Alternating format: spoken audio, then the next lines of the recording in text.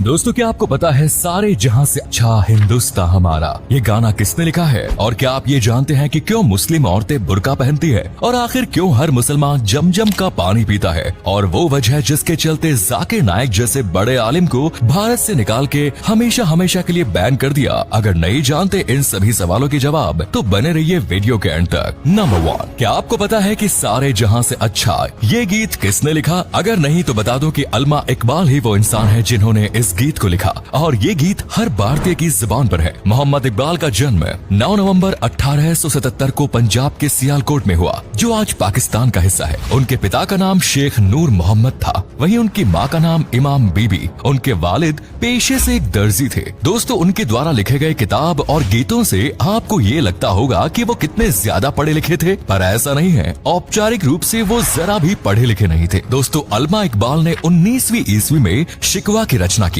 जिसमें उन्होंने मुसलमानों के खराब आर्थिक हालात की खुदा से शिकायत की। उनकी ज्यादातर रचनाएं फारसी में है। फारसी में लिखी इनकी शायरी ईरान और अफगानिस्तान में बहुत ज्यादा पॉपुलर हुई, जहां इन्हें इकबाल लाहौर कहा गया। इन्होंने इस्लाम के धार्मिक और राजनीतिक दर्शन पर भी काफी कुछ लिखा है। दोस्तों, आपको शायद पता न हो, लेकिन भारत के बंटवारे और पाकिस्तान की स्थापना का विचार सबसे पहले इकबाल ने ही उठाया था। 1930 में उन्हीं के नेतृत्व में मुस्लिम लीग ने सबसे पहले भारत के बंटवारे की मांग उठाई। इसके बाद उन्होंने मोहम्मद अली जिन्ना को भी मुस्लिम लीग में शामिल होने के लिए प्रेरित किया और उनके साथ पाकिस्तान की स्थापना के लिए काम किया। नंबर 2, जाकिर नाइक, जिन पर भारत सहित और भी देश जैसे कि कनाडा ने अपने देश आने से इन पर बैन लगाया हुआ है। वहीं कतर ने इन्हें 2022 के फीफा वर्ल्ड में as a chief guest invite किया। मतलब ये जरा अजीब लगता है कि कुछ देश इस इंसान को अपने देश में कदम नहीं रखने देते, वहीं कुछ देश इन्हें इतनी इज्जत दे रहे हैं। दोस्तों, जाकिर नाइक कभी इंडिया में काफी पॉपुलर हुआ करते थे, लेकिन कुछ कारणों से इन्हें भारत से हमेशा हमेशा के लिए बैन कर दिया गया। अब ऐसा क्यों हुआ, या इन्होंने ऐसा क्या किया कि इनको देश से निकाला गया? आइए जानते हैं।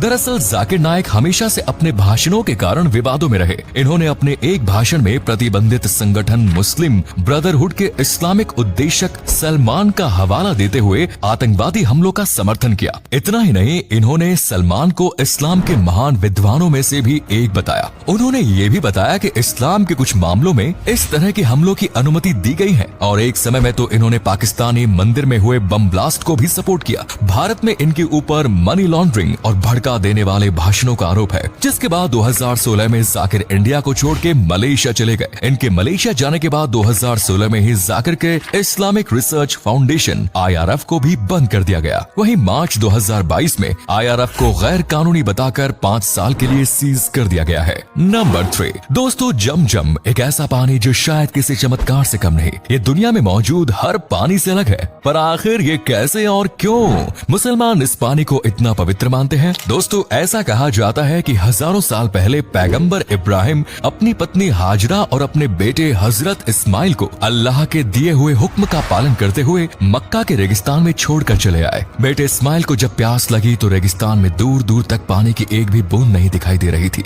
मासूम इस्माइल प्यास से इतना ज्यादा तड़पने लगे कि तभी एक चमत्कार होता है, रेत में से पानी निकलने लगता है, और यही वो जगह है जहां बाद में कुएं को बना दिया गया, जिसे आज पूरी दुनिया जमजम के पानी के नाम से जानती है। इसी पानी को मक्का मदीना में हज की यात्रा करने गए लोग न सिर्फ पीते हैं बल्कि सबसे पवित्र भी मानते हैं और इसे अपने घर पर भरकर लाते हैं, क्योंकि उनकी नजरों में ये दुनिया का सबसे पवित्र पानी है जो कि सभी दुख तकलीफों को दूर कर देता है। कहा जाता है कि इस पानी को अगर ये सोच कर पिया जाए कि इससे मेरी भूख मिट जाएगी तो उसकी भूख मिट जाती है। आपको क्या लगता है? कमेंट्स में हमें जरूर बताएं। नंबर 4, शराब एक ऐसी ड्रिंक जो शायद आज ज्यादातर लोगों के जीने का जरिया हो चुकी है। जी हाँ, बिल्कुल, क्योंकि आज के समय में कई लोग पानी से ज्यादा तो शराब पीते हैं, लेकिन वही मुसलमानों की सबसे पवित्र किताब कुरान में शराब को पीने की सख्त मनाही है। अब ऐसा क्यों है, आइए जानते हैं। दोस्तों, ये तो हम सब जानते हैं कि शराब एक नशीला ड्रिंक है जिसको पीने के बाद इंसान अपनी सोचने और समझने की शक्ति को खो देता है, और हदीस में लिखी बातों के मुताबिक ऐसी चीजों का सेवन करता है जो आपकी सोचने और समझने की शक्ति को खत्म कर दे। उसे हराम करार दिया गया है। इतना ही नहीं, कई हराम काम जैसे जीना, खून, ये सब भी ज्यादातर लोग शराब के नशे में ही करते हैं। दोस्तों, ये तो हो गया पहला रीजन। अब बात करते हैं दूसरे रीजन की। तो इस्लाम में सुसाइड को भी हराम माना जाता है, और शराब पीना एक तरीके से खुद को मारना ही है, क्योंकि रेगुलर पीने के बाद एक समय में आदमी खुद को खत्म ही कर लेता है, जिसे वो खुद अपनी मौत का कारण बन जाता है। नंबर 5 दोस्तों, ये सवाल आपने बहुत से मुस्लिम भाइयों का है, दरगाह पे जाना गलत है या सही? आप लोगों ने अक्सर ये देखा होगा कि लोग दरगाह या मजार पे जाकर सिर झुकाते हैं, सजदा करते हैं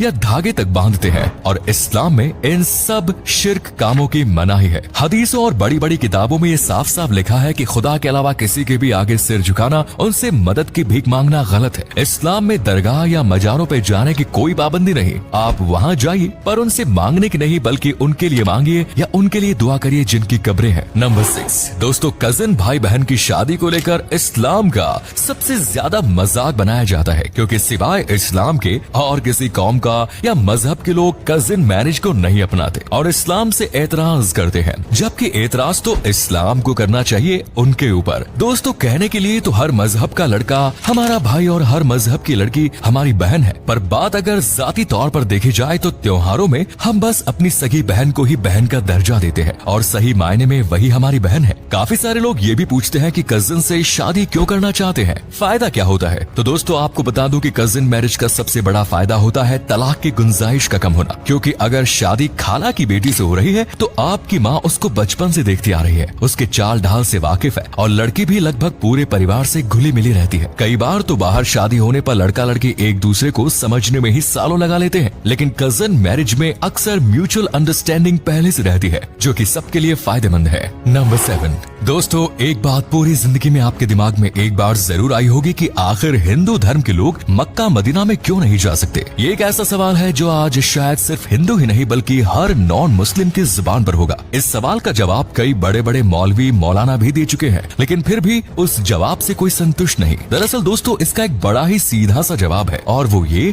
हर कोई मक्का मदीना जा सकता है, लेकिन जैसे कि कहीं भी जाने के लिए आपको पासपोर्ट की जरूरत होती है, वैसे ही मक्का और मदीना जाने के लिए भी पासपोर्ट की जरूरत होती है, और वो है कलमा। जो अल्लाह पर ईमान लाएगा और हुजूर सल्लल्लाहु अलैहि वसल्लम को आखिरी नबी मानेगा, वो मक्का मदीना जा सकता है। नंबर 8 इस्लामिक देशों में जहां मुस्लिम महिलाओं का हिजाब पहनना जरूरी माना जाता है, तो वहीं दुनिया के कई देशों में महिलाओं के हिजाब पहनने पर प्रतिबंध लगा हुआ है। लेकिन क्या आप जानते हैं कि आखिर क्यों मुस्लिम महिलाएं हिजाब पहनती हैं? अगर नहीं तो आइए जानते हैं बुर्का पहनने की असली वजह। दोस्तों, बता दें कि इस बात का जिक्र कुरान में साफ साफ किया गया है। दरअसल कुरान में मर्द और औरत दोनों के लिए ही ये लिखा गया है कि उन्हें कैसे कपड़े पहनने चाहिए। महिलाओं के लिए लिखा गया है कि उन्हें ऐसे कपड़े पहनने चाहिए जिससे उनकी बॉडी का फिगर जरा सा भी पता ना चले। उस कपड़े को पहनने के बाद उनका चेहरा, हाथ और पैर सब ढके होने चाहिए ताकि वो किसी को दिखाई ना